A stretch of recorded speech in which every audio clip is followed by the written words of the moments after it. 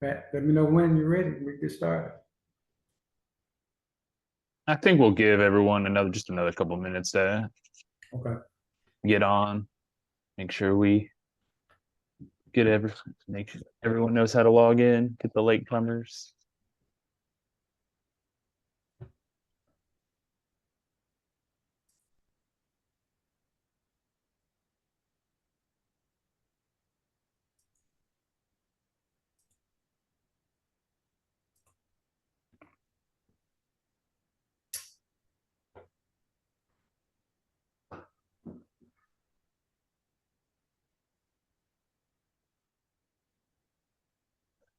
If everyone could put their name in the chat, just so we do have a record. It's probably just the easiest way that we have a record of everyone who logged on, because not everyone's name always matches who they are on Zoom.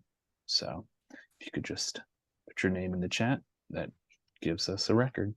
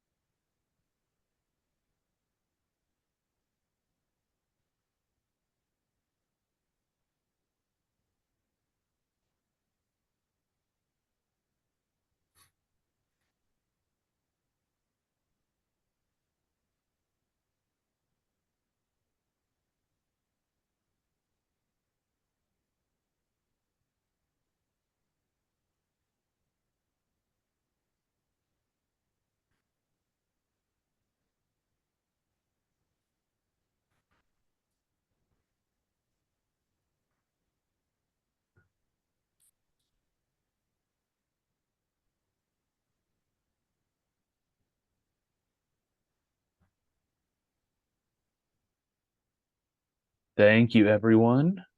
Well, I want to thank everyone just for being able to hop on this Zoom call today when everybody's flexibility with the weather. I hope everyone is staying safe and warm, or at least relatively warm. I know my house is pretty cold right now, so I've got about 2 jackets on and 2 shirts on under that. But I hope everyone's staying relatively warm. I'll just get this out of the way now, depending on what the roads and weather look like for the rest of the week. We may have to push back some start dates. I already let the IRS know that, but we'll talk about that as it comes and see what the weather brings us. So no firm word on that just yet. But yeah, welcome. If everyone should know me, but my name is Matt Hine. I'm the program manager for financial stability at United Way, running the free tax prep program. And I'm excited to introduce our friends at the Taxpayer Advocate Service. They'll be kicking off our presentation before I get into my bit. They have been so gracious as to lend us some time about working with the Taxpayer Advocate Service. And so they will be hosting problem solving days every Thursday at Southland Mall. So when we do run into clients with problems, we can refer them there, and we are excited to be able to do that. And so all that to say, thank you, Mr. Hopkins, and take it away. Okay. Thanks, Matt, for the opportunity to speak to your group of site coordinators tonight. Glad to be here. Sorry I couldn't meet everyone in person, but due to the situation and circumstances, I'm glad to be here via video. So, as Matt stated, we are partnering with your organization this year. We actually started last year, partnering with your coordinators to assist with tax assistance. So, before I get into our PowerPoint, I'm going to introduce myself to those of you that may not know me. I see some familiar names on here. My name is Kenneth Hobson. I am the local taxpayer advocate for the Memphis, Tennessee campus. I work with Miss Jamie Richardson. She's a group manager in my office, and she's also my outreach coordinator. A little bit about myself. I've been with the Internal Revenue Service for approximately 39 years. I've been the tax advocate in a few states. I was actually in West Virginia in 2012. I worked in Atlanta, Georgia in 2014. Came back to Memphis in 2016. So been around, uh, uh, A lot of IRS offices are very familiar with processes and procedures. Hopefully, we can give you some information tonight that can help you, help someone that you know, some of the customers that you assist. So, a little bit more about what we do. We assist taxpayers who are having problems that cannot maneuver through the IRS organization. So, part of our presentation tonight is going to tell you some of the criteria that we have for accepting cases. As I stated, we worked previously, so we'll be at the Southland Mall site. We'll be there the hours that Matt stated. They're Thursdays, every Thursday from, I think it's like 10 o'clock to 3 o'clock. And if you have someone that needs assistance, they can come to the site or they can call me at my office. My number is 901-707-3934. And if you need us to load a case, you can talk to me, you can talk to Jamie, or you can send it to us, this email address here, which is tas.tn.memphis@irs.gov. If it meets our criteria, we'll load the case and we'll work with your taxpayers. But we'll resolve issues in person. Last couple of things that I'd like to say is that we work with Congress to assist their taxpayers. I work with Steve Cohen, Scott Desjardins, David Kustoff, and Mark Green to assist them with the issues that their constituents have. And what we do, we have 2 actual tax advocates in Tennessee. I'm responsible for West Tennessee to Middle Tennessee, and another young lady is responsible for Middle Tennessee to East Tennessee. Her name is Terry Knuckles. So there's at least one taxpayer advocate in every state of the union. Some states have multiple tax advocates depending on the size. California, Texas, Florida, New York. Some of the bigger cities have two people doing what I do. And as I stated earlier, we get to the front of the line. So if your taxpayers are having problems, we can go in and we can get it resolved, especially during these times now. We just coming out of the pandemic, people having problems reaching people with the IRS. You call us, we take your case, we can manage this situation for you. So Jamie's going to go through a presentation here, very short presentation. After completion of that, I'll be happy to take any questions anybody has, and then we'll be out of your way. So take it over, Jamie. Okay, good night. Well, good evening, everybody. It seemed like my video is going a little slow, so let me know if it starts acting up, Ken. All right, so like Mr. Hobson said, I am the Taxpayer Advocate Group Manager for Group 1 here in Memphis, Tennessee. I've been with the IRS for probably about, I think, 15 years now. I've been a little bit everywhere, just like Ken was mentioning earlier about himself. So we're going to go ahead and get started with the presentation because I know we don't have that long. So the objectives at the end of this presentation, you will be able to, number 1, determine the correct task criteria. And number 2, refer cases to us. As Ken mentioned, some people would probably come to you guys and we're doing this presentation so you'll know some of what we look for when we select our cases. And let me know if you have any questions. All right, so the Taxpayer Bill of Rights. I won't go through all of these, but there's 10 rights that the taxpayer has, and all of us are taxpayers. At least all of us should be taxpayers. So all of these rights are afforded to each one of us. So I'll just go over a few of them. All taxpayers have the right to be informed. They have the right to quality service. And a big one is they have the right to pay no more tax than what is correct. They can challenge the IRS. They can go to appeals. They have the right to privacy and the right to confidentiality. So we try to stress these rights as much as we can because a lot of taxpayers don't know that they can challenge the IRS and be heard. Excuse me. And so it's all of our jobs at the IRS to let taxpayers know that. All right. And excuse me, you can get, and all taxpayers can get these rights by going to irs.gov and you can type in a keyword publication 1, or you can go to this website right here, www.taxpayeradvocate.irs.gov/taxpayer-rights. Either way, you can get to those rights if you want to hand them out to the taxpayers as they come into your facilities. All right, we have 2 different ways that we'll accept case advocacy, which is some of our taxpayers are experiencing economic harm, and then some of them are experiencing systemic harm. Now, economic harm is say they're about to be evicted, or they're about to be foreclosed on, or their car is about to be repossessed. Systemic is more like, you remember when COVID first happened and all those tax returns were just sitting in trucks and no one was there to open up the mail. That would be systemic. Anything over 30 days, if the tax IRS tells them, oh, we're going to have it done, we're going to have your tax return process and your refund within whatever time frame. If it's been more than 30 days, and then you can refer them to us, because we'll assist them with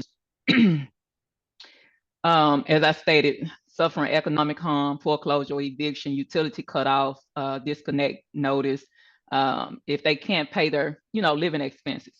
You have people coming in and saying, I'm living out of my car. That is a red flag to say, okay, let me refer them over to Mr. Hobson or to the Taxpayer Advocate Service. If they're about to get levied, we have a lot of taxpayers that get levied, get their bank accounts levied, or they get their homes liens placed on their homes. And so we'll assist them with that as well, getting a payment installment agreement, things like that. Let's say that the IRS is going through a lengthy examination for one of the taxpayers and they just can't afford it, and they can't afford an attorney. So you can refer them over to us and we'll assist them for free. Excuse me.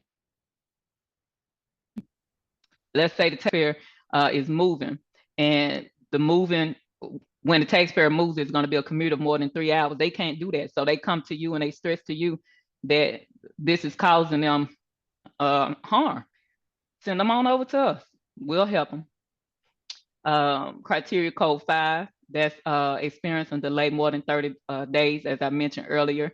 If the taxpayer is being told 30 days and it's been 60, refer them to us.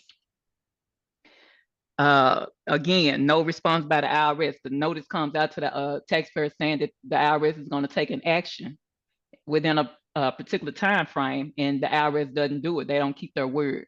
So you can refer them over to us and we'll assist them. And as I stated before, the system failure with those tax returns or anything else that the IRS fails to do within the time frame that they're putting out there. We very hardly see number 8, which is the best interest of the taxpayer. These come out from the National Taxpayer Advocate, which Ken mentioned, the local taxpayer advocate, that's who he is. But we also have a national taxpayer advocate, which is the person that's over all of us. So normally she'll tell us when to make something a number 8. So we probably won't see this that often.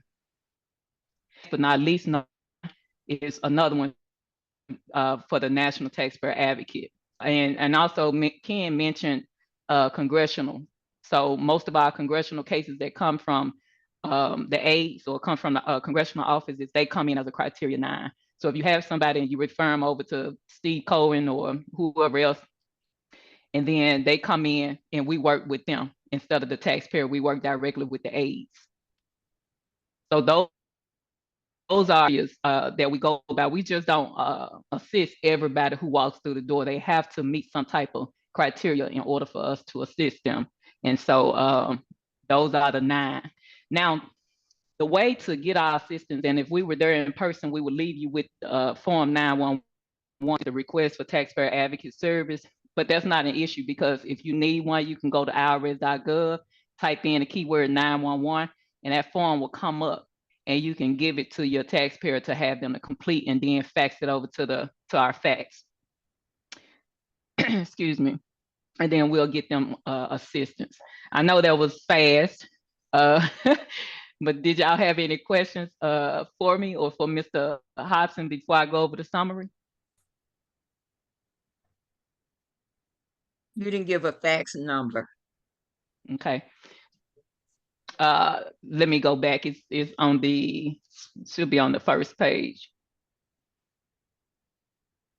You can fax it to, I'll give you my fax number. You can fax it to 888-329-0284. So Jamie, you probably need to give them the task address, because we take that every day and that's my mailbox. So if they want expedited assistance, that's where they need to send it. Okay, let me go back because I don't Task.10.memphis. know that one by heart. It's task.10, Well, that's the ts.10.memphis@irs.gov. email. So See y'all which can one. email it or you can fax it. Either way. Let me pull it back up. My system is going a little slow. But Okay, Ken if you just gave it gave- to you guys. That's the email. Excuse me, Ken, this is Denise Williams. You gave your number and you gave it rather fast. I do have it, but can you repeat it at some point in time before you guys are finished? I'll repeat it right now, 901-707-3934. If you call me, I will return I might not answer at that time, but I will return your call and address your issue that you might have, even if it's just a question. Did you get that, Denise? And I don't think we have our fax on here. Let me pull it up on another slide because this one is going slow, you guys. Sorry about that. Did anybody else have any questions? And we'll get that fax number over to Matt. And then Matt, if you don't mind sending it out to everyone. Yeah, I can do that. We can put it in the chat, Jamie. My system is going really, really slow. Hold on for 1 second.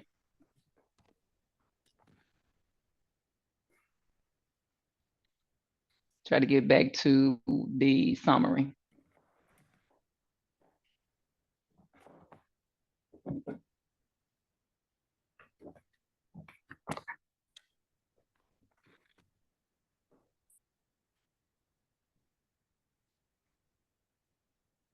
So my eFax, you can use my eFax. It's 877-240-5493.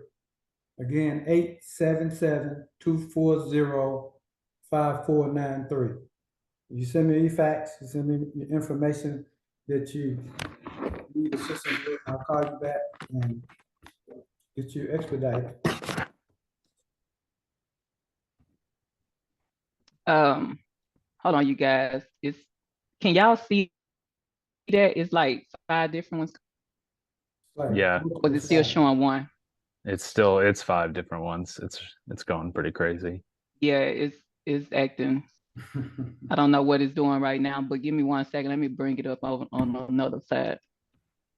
So while you're doing it, did anybody have any questions, any additional questions that I could answer for you? No, I just know, Ken, that I already have a person waiting on you. You do? Okay. Yes, Is that a telephone call or is that an in-person visit? probably in person. So that's the 29th of January? Yes. Okay. Matt, you got other coordinators on here, so how many offices, does all these offices have Vita sites? These are all Vita sites? Yeah, we have over 20 Vita sites in the Mid-South. Oh, so that's more than just Tennessee? Yeah, would you take anybody from northern Mississippi or Arkansas? I guess that's a good question. I would take them, but you know, we do have geographic areas that we deal with. So we do cases for everybody across the country. So if it's not a congressional case, then we could work it. But if it's a congressional case, then they'd have to go through their local office. But I mean, we don't just take cases. I mean, sometimes we resolve issues on site. You know, taxpayers may come and want to have a question about why they couldn't file a tax return, and we can look into it and see what the issue is. So they're not always cases, but we're resolving issues so that they can maybe file tax returns with your organization. Yeah, no, I appreciate it. I think this is going to be a great resource for us throughout the season to be able to refer people to you, and hopefully you guys see a decent amount of traffic from us and make good use of your time out at Southland this year. So Jamie, you finished the PowerPoint, right? Because it's not working.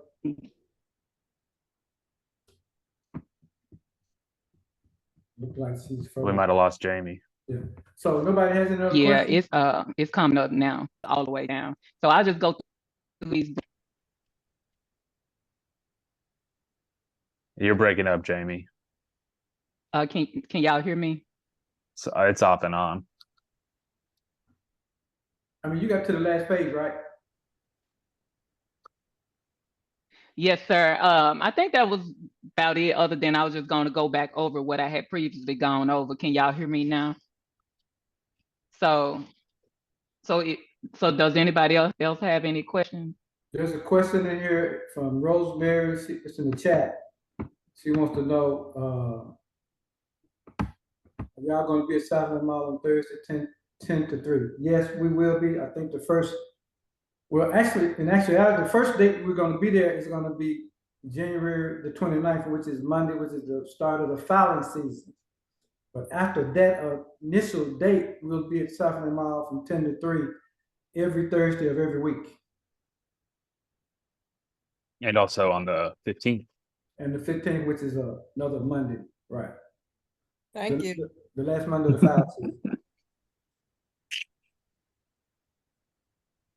Okay, so that's all we have, Matt. We won't go through the rest of that summary. I think we got the information across that we were trying to share. So if no one has any additional questions, we look forward to working with your team. Hopefully we get a lot of customers this year to assist so we can make the squeeze be worth the juice. Okay. Well, I mean, people coming to us, we just take care of all their problems. All of our site coordinators are so good. They're just taking care of their problems there. Okay, Karen, you heard that? Thank you, Matt, but that's not so. We said I'm something just over there. kidding. I'm just kidding. All right. No, thank you very much. Thanks, Matt. We'll leave the meeting now. Thanks. All right, I'll go ahead and share my screen. And see if I can do this any better. So this is just a peek at our agenda today. As you can see, we knocked off the first thing, which was Mr. Kenneth Hoffman coming in talking about the Taxpayer Advocate Service. I do think it's going to be a valuable service for us this year. Then I'll handle some welcome introductions, talk about our accomplishments last season, have some news and notes for this season. Then I'll go over some of the stuff that United Way and the IRS just wants us to cover on cultural competency and customer service, and additional client services, as well as volunteer scheduling, sign-ins, and time reporting. Hunter will go over quality reviews and UW site reviews, as well as customer surveys. And then Janet will talk a little bit about our equipment and supplies, and then we'll get some questions and answers. Sound good to everyone? Yes. Yes. I'm very sad. We're not in person and we can't interact the same way. Everyone can't meet everyone. I know this is usually one of the only chances we get to bring everyone together. And so I'm a little sad about that, but the weather is what the weather is. So just to break the ice a little bit, why don't people put in the chat just how many years of experience you have doing VITA, what your favorite restaurant is, stuff like that. Well, it doesn't have to be in Memphis, but I would like to know your favorite restaurant in Memphis because I need to put some more places on my list. And Mississippi. Okay. And Mississippi. Well, Matt, Karen, you got any good suggestions? Matt, repeat what you said. What do you want us to put in the chat? Our names and what? How many years you've been doing VITA? It can be 0, it could be 20, could be 30, could be 40. And then what your favorite restaurant is. Could be in Memphis, could be in Mississippi, could be somewhere else. Okay, thank you. Gwen, when you say my kitchen, is that a restaurant or are you talking about just food you're making? For those that have worked with me know I'm a germaphobe. I mean my house. Unless I'm in Southland Mall and then I like Denise and Karen I agree kitchen. with that. She a germaphobe.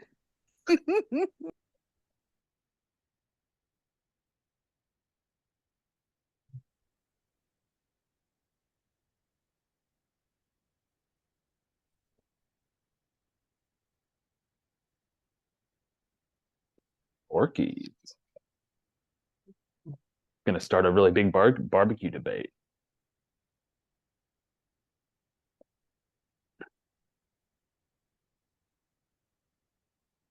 Oh, Brookhaven. That's nice. Been there a couple times.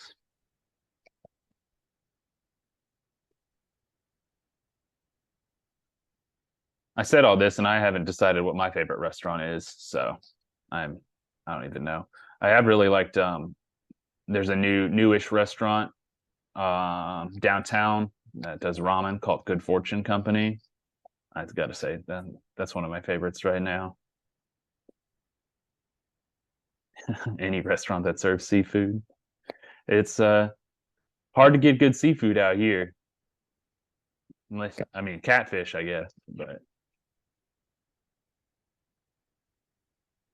Seafood Junction. okay. We got a suggestions.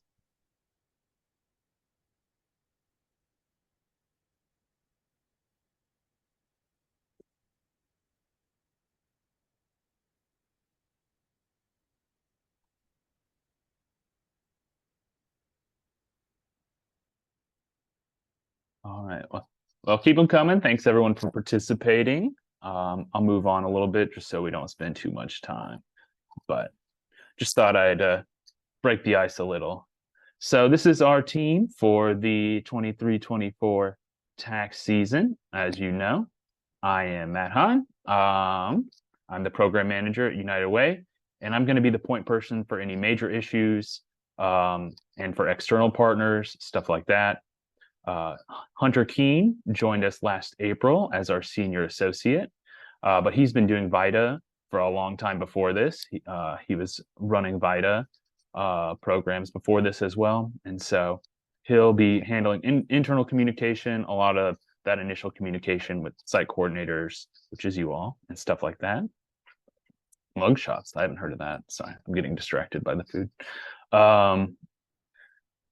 And then we have our newest staff member, Derica Tillman. She will be site support, and as well as Miss Dolores, who you all know and love. She will also be site support, general site support. And then we have everyone's favorite United Way staff member, Miss Janet. And so you'll meet everybody as the season goes along. But I just wanted to give a quick introduction. And so this year, our eligibility guideline is $64,000. I would like everyone to stay pretty much on that line. I know there are some mixed messages between the VITA side, the program side of VITA, and the grant side of VITA, because the program side says it's a suggestion, but they don't really understand that it's not, because if we do too many returns over that limit, they take away our grant, which would really harm our ability to operate. And United Way would not like that. And so I would like everyone to stay pretty much within that limit. And it's, I mean, $64,000, that's going to cover a lot of people in Memphis, most of the people in Memphis. So I wanted to go over some of the accomplishments of our last tax season. You've probably heard me talk about all this before. We served over 9,500 clients, did over $10 million in refunds, almost $2 million in the earned income tax credit, saved people over $2 million in tax prep fees. And that all adds up to an IRS estimated impact of over $18 million, because they do some fun math with how much money their earned income credit is really worth to families and stuff like that. So it's doesn't exactly add up, but that's what the IRS estimates our impact at as $18 million. And that's all thanks to you and the hard work that you're doing. I will say, just as a tangent, I did go to the VITA conference this past fall. There is a VITA conference. There's around 200 people there from across the country. And I have to say, it just made me more proud of our program, because I think we're doing some really great things. And we're probably one of the biggest programs in a population center of this size, doing great work. And so it just made me really proud of all of you and the great work that you do and the great work this program has been doing for 20 years. So I learned a little bit, but honestly, I felt that I got to share just how well we were doing and some of the stuff that y'all have been doing to be so successful. So thank you. We had over a 95% client satisfaction rate on almost every metric that we have, which is wonderful. 66% of our clients said they plan to save money, which is great. And 29% said they were new clients. I think sometimes they get confused if they go to a different VITA site that they say they're a new client, but that makes sense. So it might not be exactly that number, but still it's good to get some new people in the door. And it's important to remember why we do this, that we are serving all of these families, low to moderate income families, and they really do need this assistance from our experienced tax preparers. And you've probably also heard me share this. I shared this at the returning volunteer training, but when we did that partnership with Methodist Le Bonheur, which is over, we partnered with them to do a study, and we found a statistically significant scientific study, say that 5 times fast, where we could tell that this program increased people's feeling of social support in the community.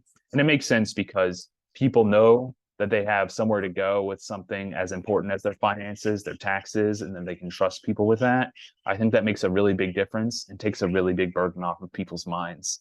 And that's what you do for people in this community. And so I know that a lot of you know that, but it's still important to hear that because a lot of times you're not fully appreciated necessarily for what you're doing. And I appreciate you, and the community members really do appreciate you. And that comes out in this study. All right. So this program is one of the biggest representations of United Way in the community. And so we just want to make sure that everyone treats everyone with respect, regardless of where they come from. We just want to be understanding, value different people, diversity, and accept and respect differences between cultures. And so y'all are all really good at this most of the time, but just be understanding when people present themselves in a certain way, differently than what you expect. It could be younger. You might not understand how they're presenting themselves, but just try and be understanding and work effectively across that and adapt to that diversity. So, like I said, our customer service numbers are really good. Our feedback is usually really good. For doing as many clients as we do, we don't get as many calls as I would think. Believe me, we get calls to United Way, but it's rarely something that I'm concerned about. And that's because you guys do a great job. You are patient, but customers do hold the power to decide whether or not our program is successful. And I just want to emphasize, just because it's a free service to the community doesn't mean we can treat our clients less well than a paid service. People need this service, but I want them to be treated just as well as if they're paying $200 somewhere or better. And so, like I said, we do a great job with that, but it's always good to have the reminder. Good customer service is just satisfying the needs and wants of the customer, friendliness, respect, patience, and knowledge. Continue to make those lasting relationships, and it'll lead to continued program success. So I'll touch on some alternative filing methods. We do have My Free Taxes, which we can refer people to. That income is $79,000 or below if they want to prepare their own taxes online. And so if people are above the income threshold, but feel that they could take this on, this is a free service that will help them walk them through a return. I assume it's, I haven't actually done a return in it, but I assume it's kind of like TurboTax. It'll help walk you through what your return is and do it actually completely for free. We really only get credit if people go through the United Way of the Mid-South link on our website. I don't really care, but if you are referring people to it, excuse me, you can refer people to our website, and there is a link for it on there.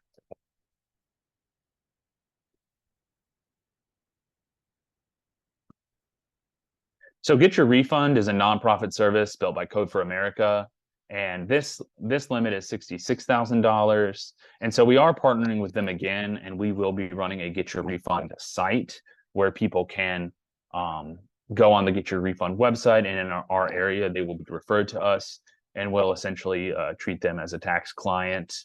We haven't had a ton of success with this in the past, just to be completely honest. We've had a lot of people not follow through or start a return, and Ms. Dolores has been really patient and really good about leading this.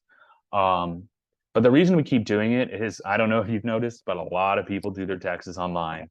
So I want to stay connected to this program as they build and as they get better, because I want this to be a real option for people when this program does evolve into something that is really usable and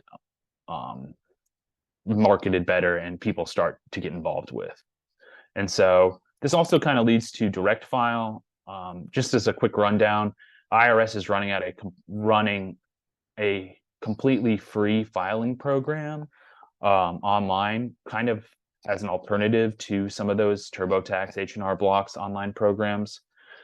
It's something that I'm really interested in to see how it goes, but it shouldn't really affect us this year.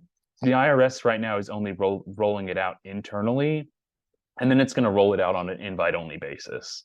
And then I think maybe by March they'll open it up if they don't have any issues. So I'll keep you updated with any information I have about how it's going. But we'll see how it goes. We'll keep you updated, but I don't think it should really affect us this season. So volunteer scheduling and sign-in, we do put a lot on the site coordinators for managing their own volunteers. Really what I ask this year is that, so on our United Way laptops, we have put the job form on the desktop for people to be able to log their hours and sign in. And I really want everybody to emphasize that this year. I was not good about emphasizing that last year. And so some people were a lot better than others about it. And just so that the IRS and United Way want a really accurate record of what we're doing. So just making sure that we do log all of our hours, because it is important for our reporting. I think I must have missed a slide. I did. Okay, here we go. So this is the big news and notes slide. So one of the biggest updates we do have is that the week before Christmas, the week of Christmas, Hickory Ridge Mall informed us that we would not be welcome back. They have gone through some transitions of who is in leadership there.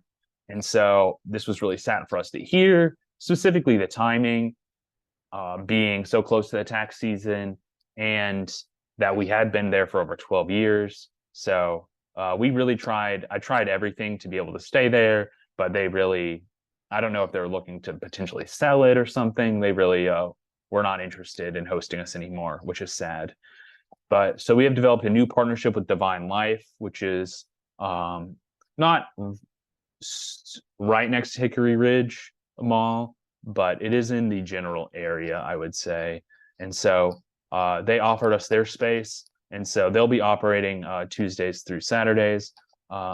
Miss Felicia and Miss Quinn have been really great about this transition, so I applaud them for their flexibility in that. And hopefully we can have a really good season filing there. But I wanted everyone to know that. We will potentially have moved our Fraser site, and in partnership with Legacy of Legends CDC, we're still working that out with them. So we'll keep you updated on that. And we should also have a new potential site with the Union, with our partnership with the Union Halls. So out of the Teamsters location in South Memphis, we're hoping to get a lot of Union members there. So we're working on a couple new sites. And then we do have a new experienced site coordinator who's coming in, Miss Alicia Hollins. She's going to be running a new site in Midtown, and she's been running VITA in California for a little while. So we're excited about some new sites as we roll forward. Hopefully we can roll all these out and support them as they get started. And so just some other smaller updates. We have shortened the demographic survey. I'm sure everybody's happy about that, partially because it's the end of that Methodist LeBonner grant, so we don't have to ask all those questions anymore. So we'll still ask some of those questions because they are valuable for us internally and our reporting, but it'll be a lot shorter. And just a quick reminder, as I have everybody in front of me, following the scope that VITA has for us is important. The only way I can't really back you up if there is issues is if you do something out of scope, and then that gets back to the IRS. And so just, I know we want to help as many people as possible, but making sure that we do stay within that scope. So if the IRS does come back to me, I can support you. We are still trying to integrate into the Driving the Dream program. We're still working with Driving the Dream to see how we can best do that. I think we still will have a couple of their part-time people at our biggest sites to refer clients to Driving the Dream if they need it, but we're still working with Driving the Dream to see exactly what that's going to look like again this year. And one of the other things I do want to say is that if you do know you're going to have some unavailability, if that's a word, this season, please let us know ahead of time so we can try and plan around that, make sure our partners know, see if we can fill in for you, and if we can't, let everyone else know. And so the sooner is really the better for us to be able to plan around that. In the spirit of that, I will let everyone know that I will probably be out at the beginning of April because my wife and I are expecting our first child March 31st. So that will be, Hunter will step up for me. I have full confidence in him during, at least for a few weeks, I'll be there to support my family. So.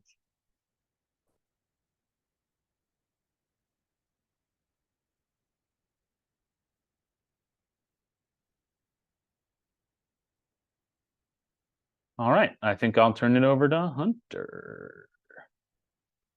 All right. Thank you, Matt. I'll just stop sharing, I guess.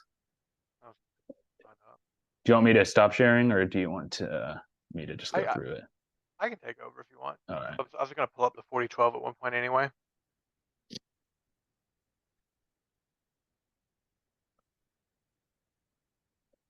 Thank you for your congratulations. Yeah, we're really excited.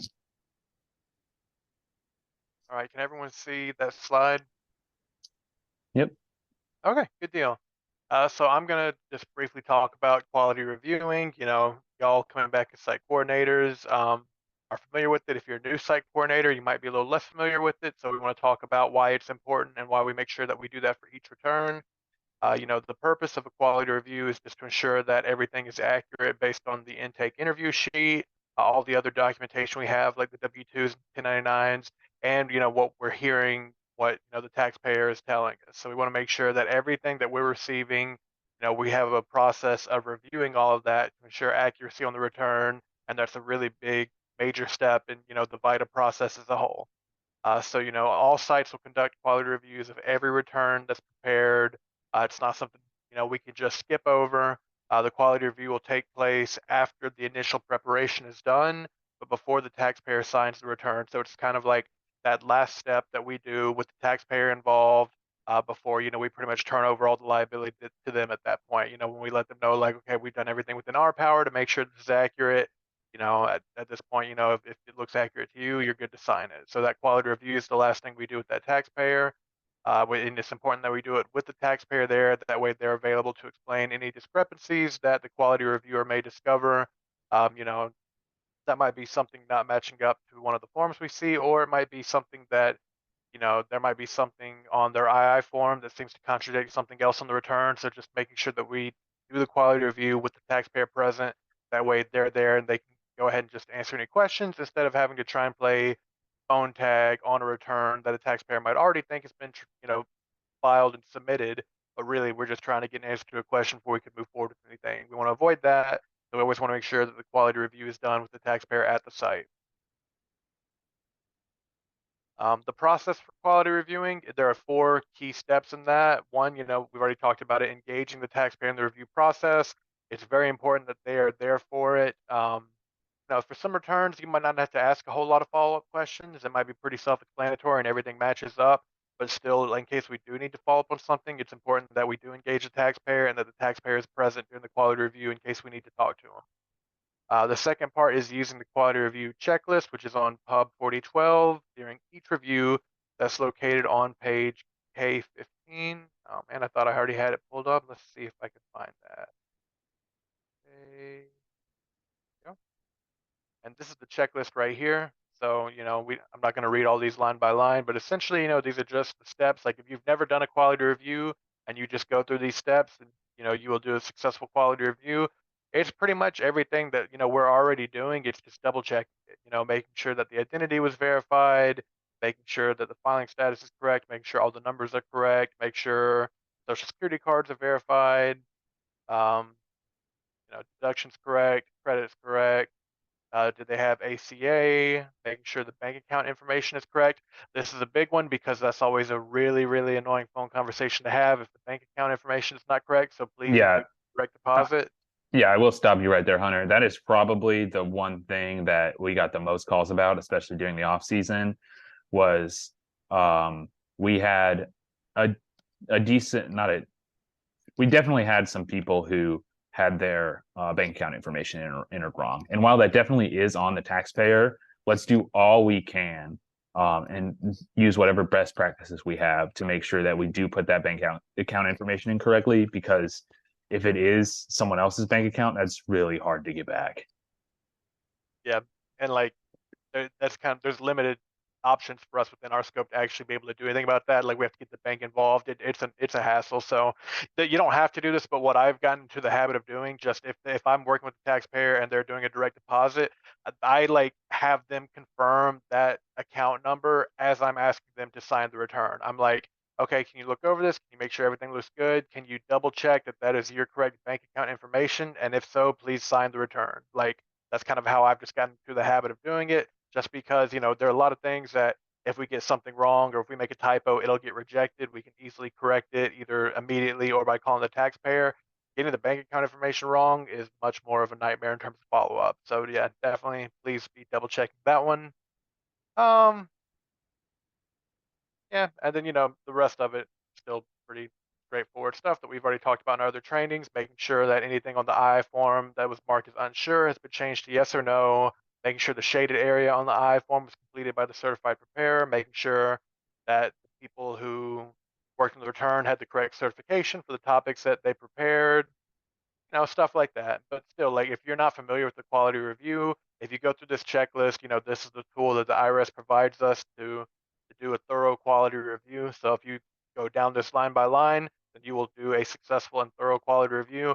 And then, you'll just get in the habit of doing one like this to where you won't have to look it up and like it actually be like a checklist, but you'll just get in the rhythm of doing it to where that's just how you'll do quality review. The third key part of a quality review is comparing all information provided by the taxpayer on the intake interview form and supporting documents against the completed tax return entries.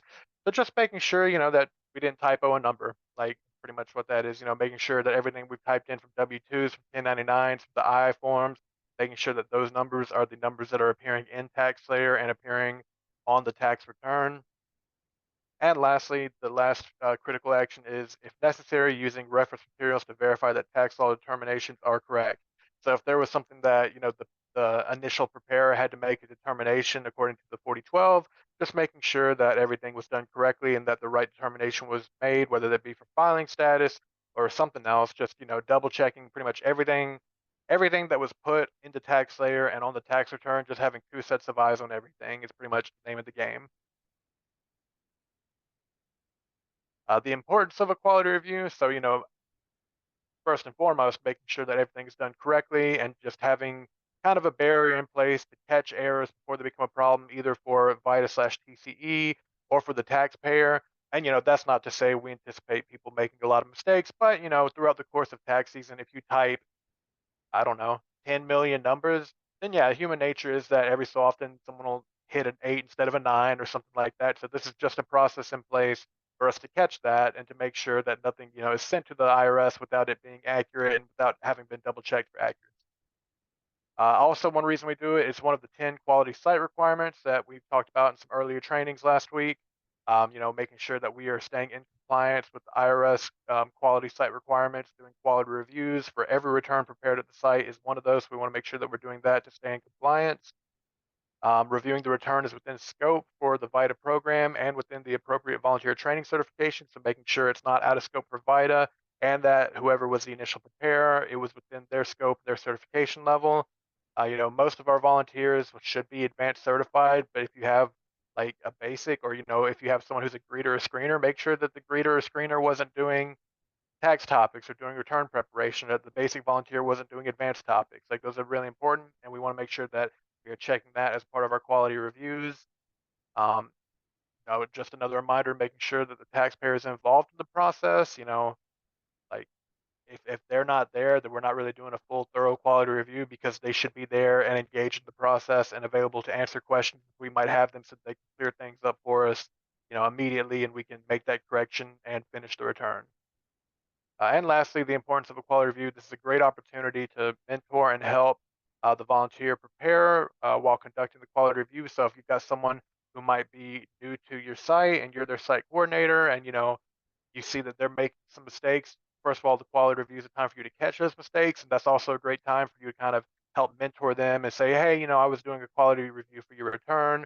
I noticed you put this, this, and this, and I actually, changed it to this and this, and then you say, and this is why, this is why I did it this way, is there a reason why you thought it was this way? Just to have those conversations. This is a natural way for that to get brought up, so that they can learn and that they can, not make that mistake in the future. So enough about quality reviews. One other thing that we're going to talk about are site reviews and visits. As part of SPEC, so that's IRS stakeholder partnerships, education, and communication. And the United Way of the Mid-South, we conduct site reviews to ensure adherence to the quality site requirements. These will just be like occasional pop-ins. It might be me, it might be someone else from United Way, but the IRS will also do actual like official site reviews. So, we want to make sure that we are checking in to keep y'all prepared for those. That way you're not caught off guard when and if those happen. The sheet that they use to do those site reviews is the 6729D. That's the site review sheet, and that's, it's pretty much just got the 10 QSRs on it, and then the volunteer standards of conduct, and just like check boxes for whether they were fulfilled at the site. And we'll look at those forms here in a minute. But they're also used, to monitor site operations and identify trends. It's kind of fortunate that it makes it easy for us to prepare for those, because the sheet is standardized that they'll be using for these reviews. So if we do kind of like, if United Way does their own site review, we'll be using the same sheet. So we'll be looking for the exact same thing that any IRS site review would be looking for. You can prepare, again, for these site reviews by looking at the publication 5166. That's the IRS Volunteer Quality Site Requirements Handbook, for details about those quality site requirements and volunteer standards of conduct. Those are really the big things, just making sure that we are abiding by all those rules and in compliance with all those regulations. And on those forms, open-ended questions are shown in parentheses, and can be used to ask the coordinator to explain the site's processes and procedures. They can use it to ask additional probing questions, or to get any more details to make sure that we're adhering to all the critical components for each quality site requirement.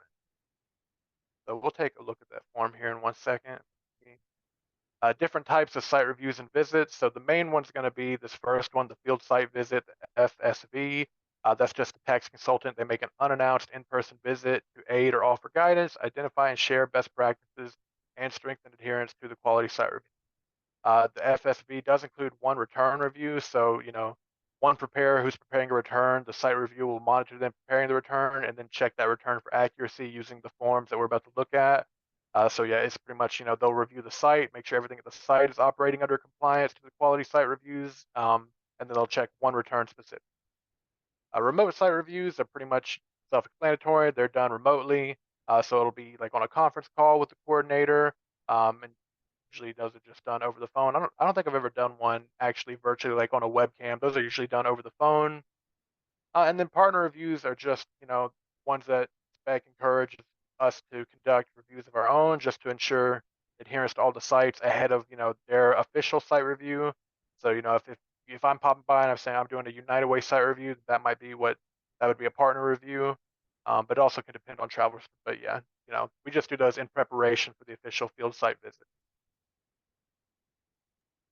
Yeah, and we're not there to us specifically, we're really not there to catch you doing anything wrong or anything. We're there to help you and just make sure that in case the IRS did come by, you were prepared and following all the requirements. But yeah, it's not like we're trying to get you. if you're if you're not or anything. But I know I said this last year, but we're gonna brag on it again. Miss Mildred at Raleigh and Miss Deborah at Word of Life passed 2 secret shopper reviews last year from the IRS of those unannounced, completely secret shopper reviews. And so that was wonderful. They did a great job. The people only had such positive things to say about their experiences with us. And so it's such a positive reflection on us and on you. And so, yeah, we're going over through all this. I know a lot of you know it, but the IRS always wants us to go over it every year to make sure that everyone knows what the process is. So thanks. You can take it back, Hunter. Sorry, I interrupted you again. No, I mean, you're totally right. Like we are on y'all's side. Like if hypothetically, if someone were to like have an official site review and to not have a good outcome of that, then, that would be bad for us as well. So yeah, if I pop in your site and I'm doing like a United Way site review, I'm not there as like a gotcha moment. I'm there, just to ensure compliance so that things stay good for all of us because we are on the same team here. Yeah, I'm the one the IRS yells at, and I don't like it when the IRS yells at me. It's not fun. Yeah, exactly. Nobody likes that. So trying to minimize that happening for everyone. But these will be the 2 forms that they use. The form on the right is the one we've mostly been talking about, the 6729D. And this is really small, but if you want to, you can these forms are publicly available on the IRS's website. You can grab these and review these, but it pretty much, this form just literally just goes through the QSRs and it's like, is the site checking certification available? Like, is there a process for identifying certification of volunteers? It's like, okay, yes, like we should have that available. We have name tags. We can look at everyone's forms to see that ensure that they've passed their certification exams. Are we using the II form? Are we filling it out completely? Are things being left as unsure or is the gray area not being completed? Are we checking photo IDs? Do we have pub 4012s and 17 at the site? Things like that. Like stuff that if we are already doing things like as we've been trained to do it and within the scope of service, then we're already doing. So, don't feel like this is anything that's like super tricky or complicated that you really need to like go out of your way to prepare for. Like it's stuff that we're already doing, just making sure that we're doing. And then this one on the left, that would be the field site visit return review sheet. So this is the form they would use if they're actually checking, the return that was completed during their field site visit. And it's like, is the II form completed correctly and fully? Like, was anything left as unsure? Was the certification correct for what was needed for the return? Yeah, are names on the return correct? Are the addresses correct? Are the social securities correct? Like, was the filing status correct? Again, like nothing super tricky or complicated, just everything that we're already doing. They're just checking to make sure that we're doing it in the correct way that we are. So yeah, that's pretty much all I have for quality reviews and site visit.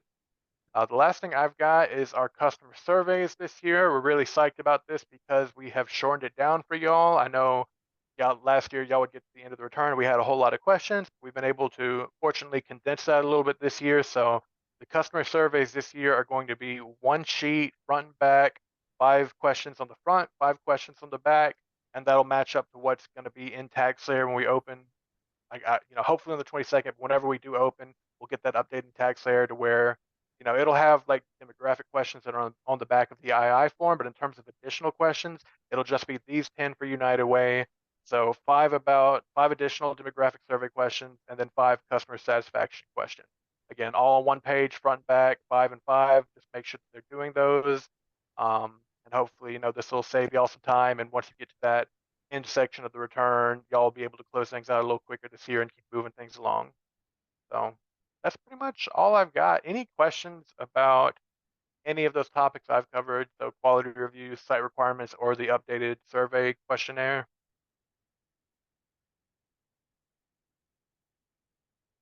And if not, I can hand it over to Janet. Hunter, this is Yes, ma'am. Brenda Spraggins.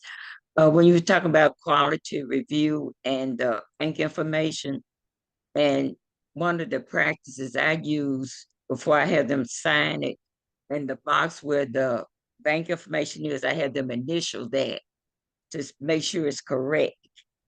And then I let them sign the tax return.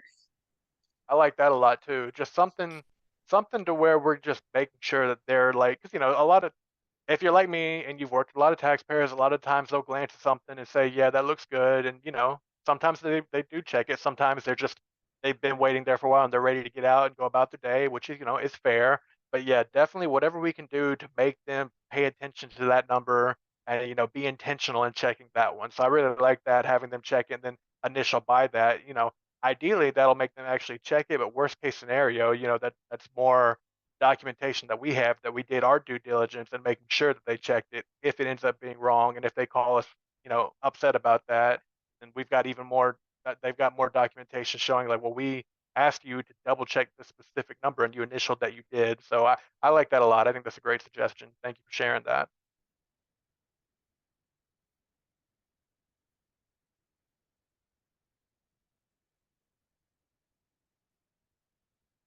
I give it to Janet, take us through the equipment. Janet? Is it time for me? It's time for you. Oh, there you are. Let me make you a co-host. Well, if you'll just, no, Tanner, if you'll just continue with the slides, is that okay with you? Oh yeah, that's fine.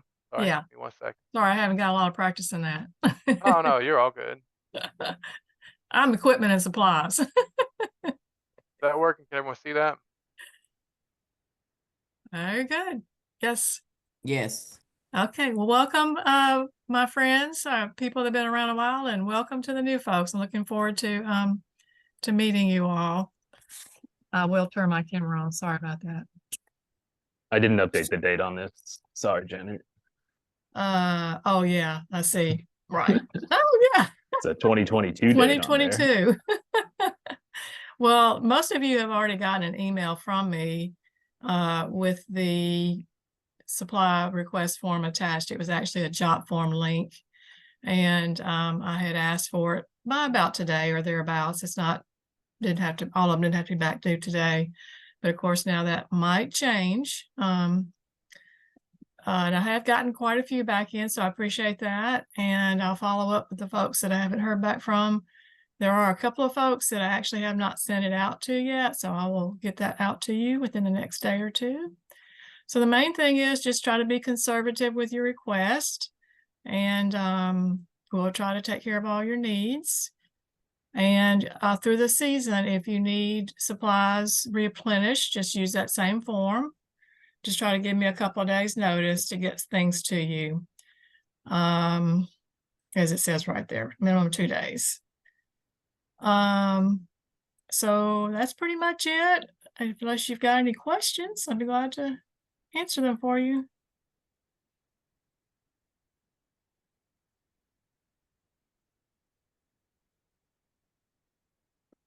Okay. Rosemary, I will get with you since you are a new mobile. So I will talk with you and we'll get you all set up. It'll be like a laptop and a printer and some office supplies for you. I'll get with all the new mobiles. Yeah. Are there other general questions that people think are relevant? Like always, we should be available. Call us, email us. I'll put people should have my number and email, but I'll put it in the chat just so everyone has it. And then, yeah.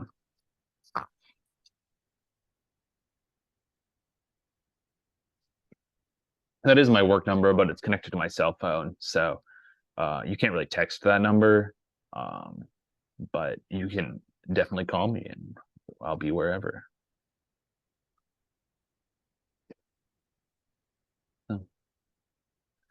Any questions, comments, concerns, snide remarks?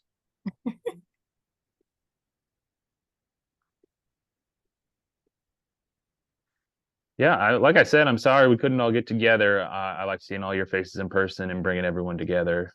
So we'll think what we can do this season.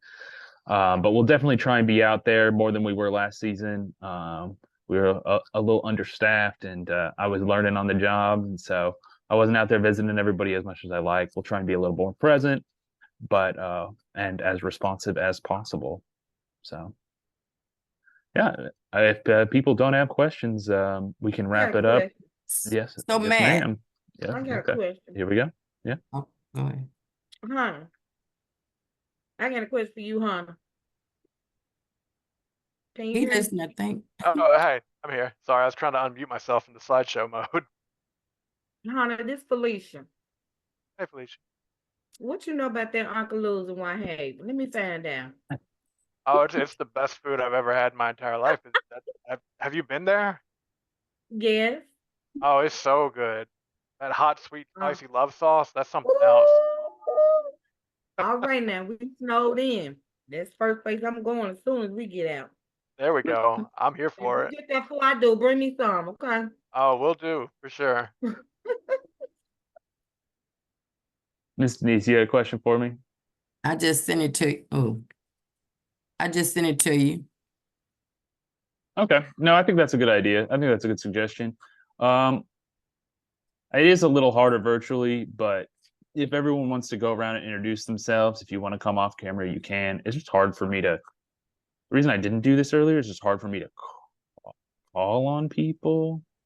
So, Well, that's entirely up to you. I know that we've had other sessions by which we did that. So that just was something that could get us a little bit closer to the time that you were looking toward. oh, I don't need to fill the time. I'm not Okay, trying that's to. fine. Fine I'm with not trying to us. set a. I know I said 8, but I'm not trying to just keep people here because I said 8. We can't feed people. We don't have food, unfortunately. I couldn't send something to all y'all houses, so we don't have that kind of budget, unfortunately. So we can dismiss and feed ourselves then. Okay. Well, let me but ask this, Matt. yes, ma'am. Well, we're gonna talk about the new site coordinators versus the experienced site coordinators. Yeah, so I think I'd like everybody on the site coordinator training tomorrow that Miss Karen and Miss Denise are going to lead. If you are a new site coordinator, it might be a lot, but I think it would just be good to sit in and take notes and have questions. And then the next day, that Thursday, that is just going to be for the new site coordinators. And so you'll get some time with Miss Karen and Denise, and they'll walk you through from their vast experience, a lot of the stuff that they know about being site coordinators, and be able to answer your questions a little more easily in that setting. So I think that is our plan going forward for the next couple of days for the site coordinator training. That sound good to everybody? Yes. Yes. Yes. Amen. Yes. Yes. All right. So Well- tomorrow it will be 6 o'clock, not 5. Tomorrow it'll be 6 to 9. Yes, ma'am. 6 All until right. we finish.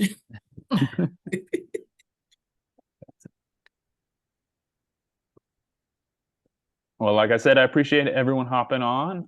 We'll see you all tomorrow. That was just my introduction in my little bit. And so I appreciate everyone being on here. But we can dismiss y'all. If you do have any questions in the meantime, reach out. Yeah, that's all I Good got. evening, everyone. Okay. Have a Good night. evening. Everyone stay safe. Bye. Good night.